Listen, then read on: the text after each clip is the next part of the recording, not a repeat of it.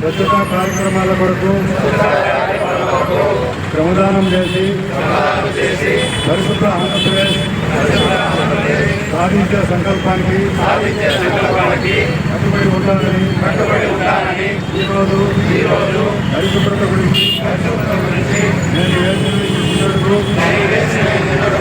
ఆంధ్ర రాష్ట్రాన్ని పరిశుభ్రంగా ఉంచడంలో